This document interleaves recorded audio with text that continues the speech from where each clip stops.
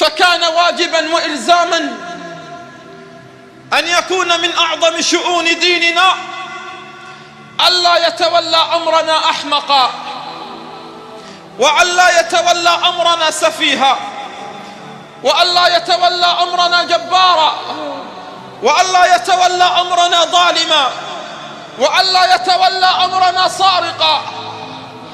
ولهذا كان من السبع الذين يظلهم الله يوم القيامة في يوم لا ظل إلا ظله أن يكون إماما عادلا. وكما أخبر النبي صلى الله عليه وسلم: إنها لأمانة وإنها يوم القيامة لخزي وندامة لمن لم يؤدها بحقها. وما أكثر اليوم الحكام والوزراء، السادة والمستشارين والمسؤولين والرؤساء والوزراء والمدراء ممن لم يؤدوا هذه الأمانة على أكمل وجهها. يؤتى يوم القيامة بالقاضي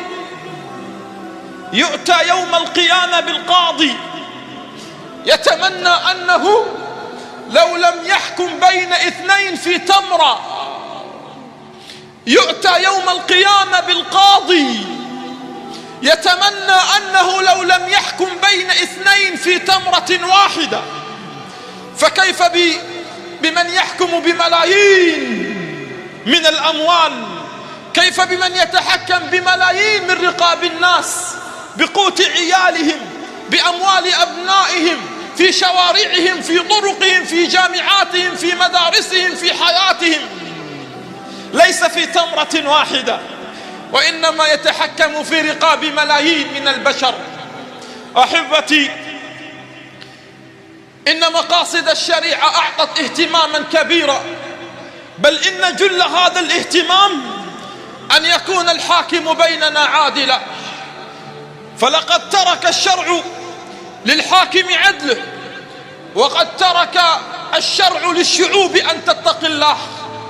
ولكن دعونا اليوم أن نتكلم في هذا المقصد ونحن نرى في وطننا العربي حكومات تذهب وحكومات تأتي، رؤساء يمضون ورؤساء يأتون، حكومات تندثر وتذهب وتمضي، وحكومات تأتي. لكن الواقع في أوطاننا العربي كما هو، الواقع في أوطاننا العربي، في وطننا العربي كما هو.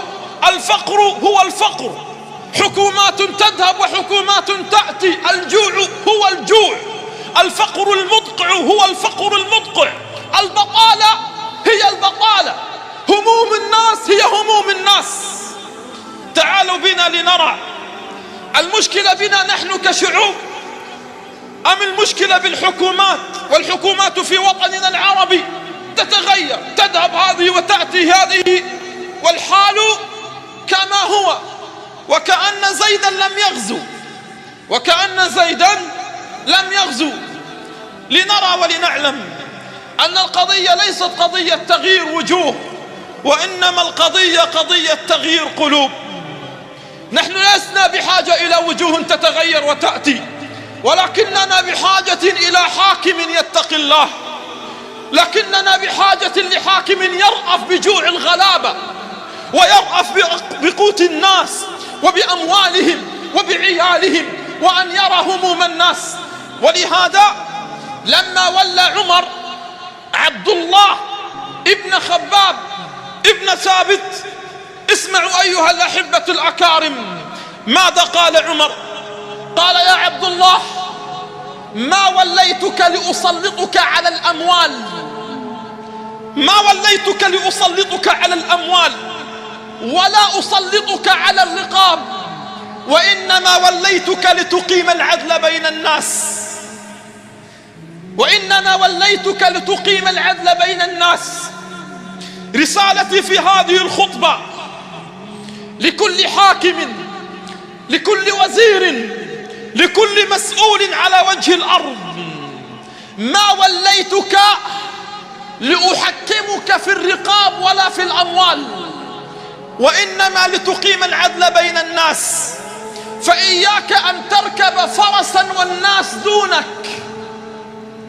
إلى أصحاب المواكب، إلى أصحاب المواكب التي لا يعرف أولها من آخرها، إلى أصحاب الحراسات المشددة، إلى أصحاب القصور المشيدة: يا عبد الله، إياك أن تركب فرسا والناس دونك، وإياك أن تأكل نقيا والناس دونك، وإياك أن تغلق بابك أمام حوائج الناس.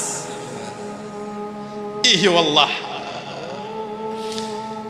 إيه يا ابن الخطاب، إيه يا عمر، أين نحن من هذه الرسائل؟ لا تركب فرسا والناس دونك، ولا تأكل نقيا والناس دونك، ولا تغلق بابك أمام حوائج الناس. بل إن عمرو بن العاص كتب رسالة إلى عمر بن الخطاب رضي الله عنهما يشكو عمرو بن العاص أهل مصر لعمر بن الخطاب.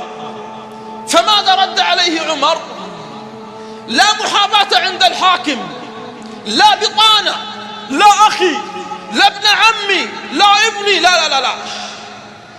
هنا نحن نريد أن نرى وأن نعرف أين المرض، ونريد أن نعرف أين الخلل، وأن القضية أبدا ليست قضية وجوه، ولا قضية أجساد ولا أجسام، وإنما والله قضية قلوب تعرف مقام الله، تعلم بأن الله يرى. هل رد عليه عمر ليصطف بجانب عمرو بن العاص ضد أهل مصر؟ لا، قال: يا عمرو بن العاص، لقد بلغني أنك تجلس في مجلسك متكئة. يا عمرو بن العاص، قد بلغني أنك تجلس في مجلسك متكئا، فلا تفعل واجلس كما يجلس الناس. الله أكبر. عمرو بن العاص يأتوه الناس في المجلس فيجلس متكئا. لم يظلم عمرو بن العاص، لم يسرق قوت الناس، لم يكن في حسابه ولا عنده ولا عند أبنائه الملايين، لا لا لا لا. وإنما عمرو بن العاص جلس متكئا. فكانت الرسالة من عمر إلى عمرو بن العاص شديدة اللهجة: لا محاباة في ديننا، لا محاباة للولاة، لا محاباة للوزراء، لا محاباة للأمراء، كلهم في ديننا سواء، كلهم في ديننا سواء. ما الذي فرق بين الحاكم والمحكوم؟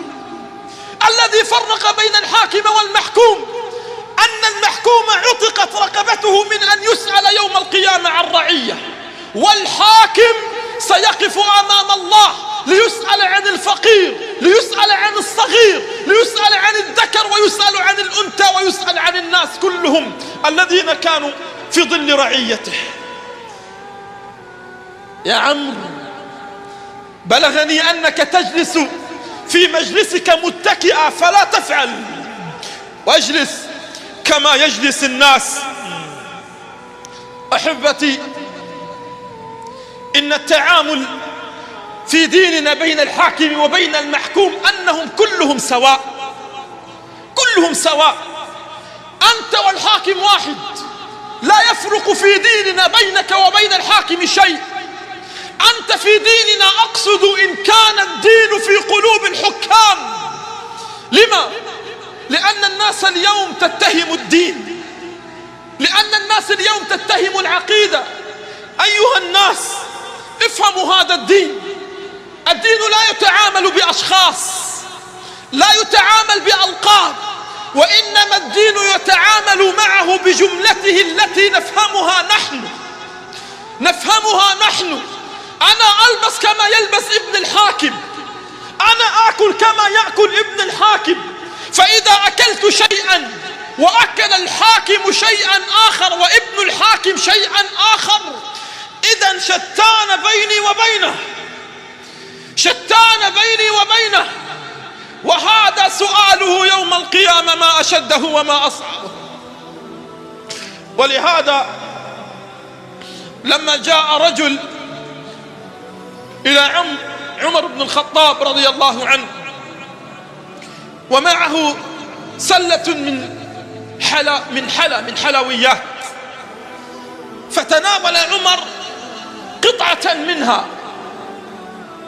فنظر عمر إلى الرجل قال: أخصصتني بهذه السلال أم أنها لكل الناس؟ قال: لا يا عمر، بل خصصتك بها أنت. فقال عمر: خذ سلالك هذه عني. تخصني أنا آكل شيئا لا يأكله الناس؟ أنا أتذوق شيء لا يتذوقه الناس؟ قال للرجل: خذ سلالك عني، والله لا حاجة لي في طعام لا يأكله الناس. أنا لا حاجة لي في طعام لا يأكله الناس. بل إن عمر كان في بيت مال المسلمين، وعمر كان كل يوم يكنس بيت مال المسلمين.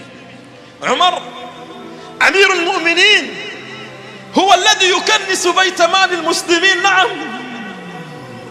أيا عمر الفاروق هل لك من عوداء؟ أيا عمر الفاروق هل لك من عوداء؟ يكنس بيت مال المسلمين ولا يدع في بيت المسلمين درهما واحدا. لماذا كان يكنسه؟ لأنه لا يريد أن يجعل ولا أن يتبقى درهما واحدا في بيت مال المسلمين، لا يريد. ثم يقول عمر: والله لا أدعن في بيت مال المسلمين درهما، ما بخلي. لا أول بأول يأتي المال يذهب إلى الناس، لا مش على الحساب الشخصي، ولا على حساب الأولاد، ولا على حساب الزوجة، ولا على لا أول بأول ينظف عمر ويكنس، يخلص دفعة من المال للفقراء ثم يكنس، يخلص دفعة أخرى من الصدقة ثم يكنس بيت مال المسلمين بنفسه بشخصه عمر. بل يوما كان عمر في بيت مال المسلمين مشغول في الصدقات، فجاءه رجل يستدعي عمر على ظالم، يعني يشكو عمر على ظالم، فكان عمر مشغولا، فعاد الكرة: يا عمر، يا أمير المؤمنين، يا عمر. فكان عمر مشغولا في الصدقة، فضرب عمر هذا الرجل بدرته على رأسه، فذهب الرجل حزينا، فندم عمر، ندم عمر وقال: ردوا علي الرجل، هاتوا الرجل، ردوا علي الرجل. فجاء الرجل فطأطأ عمر رأسه وأعطاه مخفقته وقال: اضربني واقتص بمظلمتك. هذا من؟ هذا من؟ هذا أمير المؤمنين يطأطئ رأسه للرجل يقول: اضربني. فقال الرجل: لا والله لا أفعل يا عمر، ولكنني أتركها ليوم القيامة. تخيل معي رجل يقف أمام أمير المؤمنين، وأمام من؟ أمام عمر، ويقول: يا عمر أترك مظلمتي هذه لأخذها منك يوم القيامة. هل ستفتح السجون على مصراعيها؟ هل ستجهز لهذا الرجل العصا ليجلد بها؟ هل سيتهم بأنه صاحب أجندة خارجية؟ لا. فظل الرجل عمر مسك بثياب الرجل، عمر يمسك بثياب الرجل ويصرخ ويبكي ويقول: سألتك بالله، سألتك بالله إلا قد غفرت لي، سألتك بالله يا رجل إلا قد غفرت لي. فما زال عمر ممسكا بثياب الرجل حتى قال الرجل: قد غفرت لك يا عمر، قد غفرت لك يا عمر. ثم بكى عمر وقال: إيه يا ابن الخطاب، إيه يا عمر، لقد كنت أدل الناس فأعزك الله، وكنت أوضع الناس فرفعك الله، وكنت أضل الناس فهداك الله.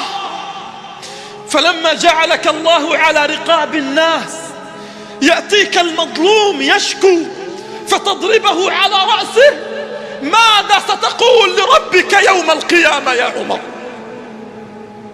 ماذا ستقول لربك يوم القيامة يا عمر؟ إيه يا عمر لو رأيت حالنا، إيه يا عمر لو رأيت من سرقنا، إيه يا عمر لو رأيت من ذبحنا ليل نهار، إيه يا عمر لو رأيت من خدعونا، إيه يا عمر لو رأيت من سرقونا، إيه يا عمر لو رأيت من سرقونا ليلا وحكمونا نهارا. ماذا ستقول؟ ماذا ستقول لربك يوم القيامة يا عمر؟ ما زال الحديث عن العدل. يأتي أبو هريرة من البحرين معه 500,000 درهم، وفي ذلك الزمان هذا المبلغ لا يصدق، هذا المبلغ 500,000 لا يصدق.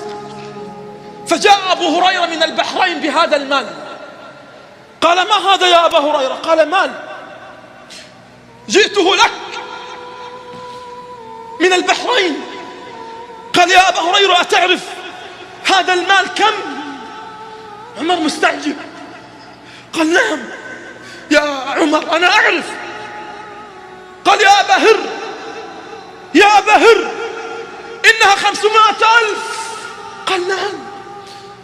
قال عمر: أطيب هذا المال يا أبا هريرة؟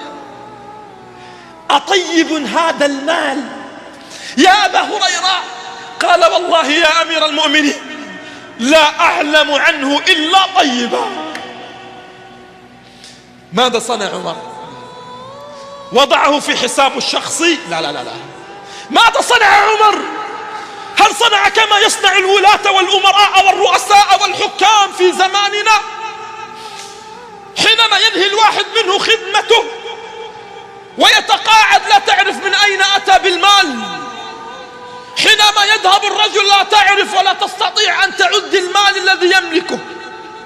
كان قبل أن يكون حاكما أو رئيسا أو وزيرا كان كما الناس، بيته كبيوت الناس، لباسه كلباس الناس، حاله كحال الناس.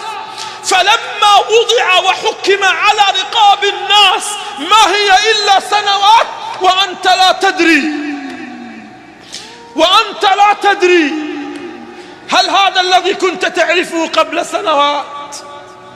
هذا الذي كان يعيش معنا قبل سنوات؟ هذا الذي كان لا يجد قوت يومه قبل سنوات؟ هذا الذي كان لا يستطيع أن يلبس لبسين أو 3 أو أن يشتري مجرد سيارة؟ أهذا الذي تصار إليه المواكب؟ أهذا الذي يتحكم أو يتحكم في ملايين من الأموال؟ عجبا والله، عجبا والله، في زمان ليس فيه لسان حال إلا من أين لك هذا؟ هذا السؤال الذي يدور في زماننا ولا أحد يستطيع أن يجيب عليه. من أين لك هذا؟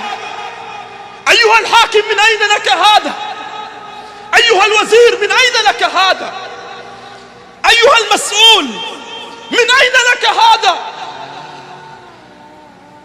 إذا أجبت بلسان حال الغير قلت هذا من فضل ربي، هذا فضل ربنا على الشعوب، أنت سرقته.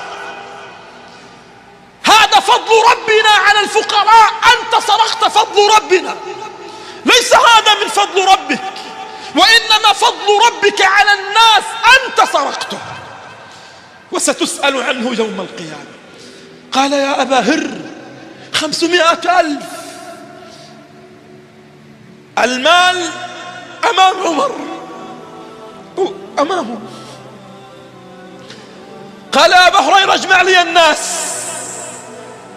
مباشرة، اجمع لي الناس. فجاء الناس من كل حدب ومن كل صوب. فقال عمر أيها الناس إن هذا المال هو لكم. ثم قال عمر والله، قال للناس أيها الناس إن هذا المال مالكم، والله لآكلنه لكم كيلا، والله لآكلنه لكم كيلا، ولئن زاد لأزيدنكم، ولئن أعياني لأحتونه لكم حتوى، والله لا أبقي لكم عندي شيئا. أحبتي، مشكلتنا أننا بحاجة إلى رجل فيه يشبه شعرة من عمر فقط.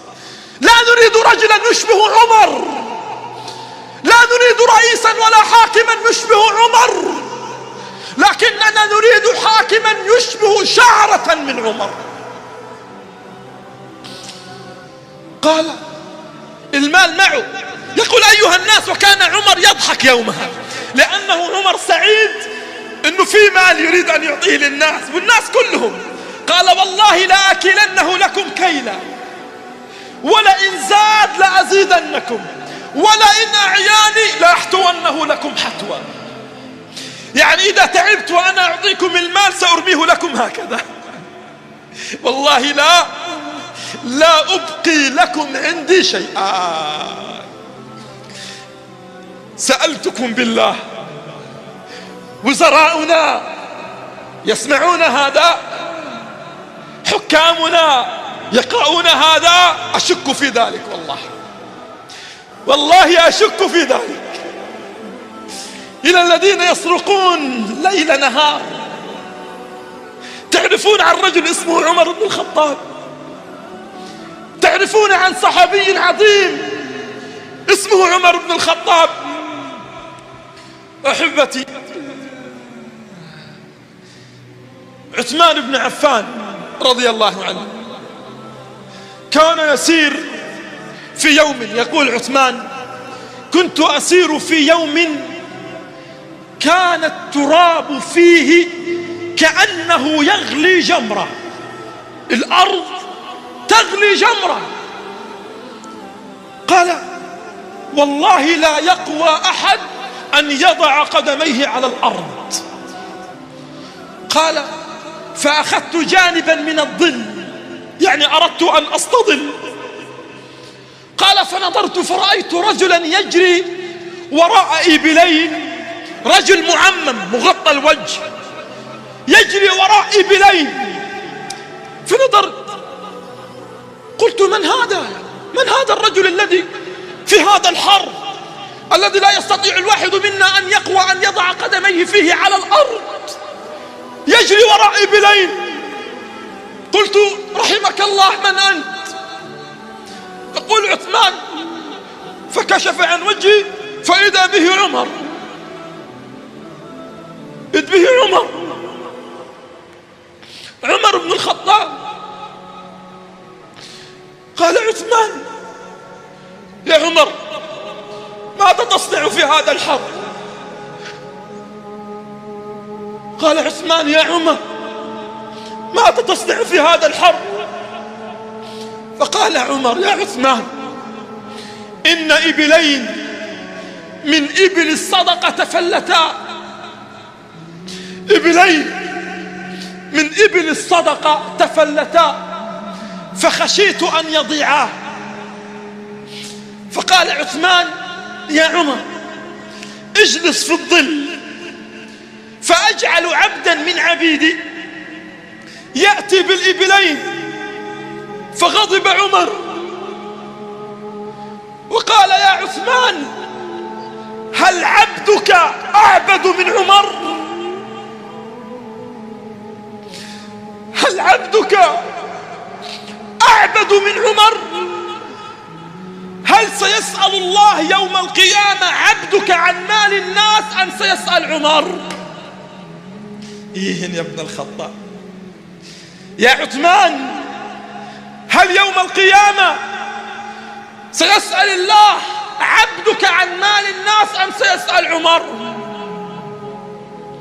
فقال عمر والله لا أذهب إلى الظل حتى أرجعهما. أيا حكامنا أرجعوا مال الناس، أيا وزراء وطننا العربي أرجعوا أموال الفقراء، أيا أيها المسؤولين في أوطاننا أرجعوا حقوق الضعفاء. ابنين من إبل الصدقة قال والله لا أرجع حتى أرجعهما إلى بيت مال المسلمين. قال عثمان فأرجعهما عمر، قال فلما جاء إلى الظل وقع على الأرض من شدة الإعياء. إيه أيا عمر الفاروق، أيا عمر الفاروق أما لك من عودة؟ سقط على الأرض من شدة الإعياء، من شدة الحر. وقف عمر يوما على المنبر جمع الناس كلهم، قال أيها الناس، صعد على المنبر، ظن الناس شيئا مهما فوقف على المنبر قال أيها الناس إنما أنا عمير، إنما أنا عمير، إنما أنا عمير، ونزل عن المنبر. فجاءه الصحابة قالوا غفر الله لك يا عمر، ألهذا جمعتنا؟ ألهذا جمعتنا؟ قال والله إن نفسي البارحة قد أعجبت. يعني عمر نفسه حدثته إنه أنت أمير المؤمنين، وأنت والي الولاة، وأنت الملك، وأنت الرئيس، فأردت أن أدله، أردت أن أدلها. وقف عمر حتى قال له بعض الصحابة رحمك الله يا عمر أدللت نفسك. يعني يا عمر أنت وقفت حتى أدللت نفسك أمام رعيتك. قال لا، أردت أن أدلها فقط. هذا خطاب رئيس دولة، ليس دولة. كل الأمصار الشام ومصر واليمن والعراق، ما رئيس دولة، ما رئيس دولة، أمير المؤمنين خليفة الأمصار، خطابه الرئاسي إنما أنا عمير، إنما أنا عمير، إنما أنا عمير. اليوم يخرج الرئيس يلقي لك الإنجازات التي ما رأيناها، ساعة وهو يلقي لك الإنجازات الدولة، وما زال الفقير يضحك والمسكين يضحك والضعيف يضحك. أي إنجازات؟ أي إنجازات؟ أعظم إنجازاتكم أنكم وردتم أموالكم لأوروبا، أعظم إنجازاتكم أن حساباتكم بلغت مليارات الدولارات. هذا الإنجاز الذي لابد أن تتحدثوا عنه في زماننا. إنما أنا عمير، إنما أنا عمير، إنما أنا عمير. أحبتي، أود أن أقول في الختام،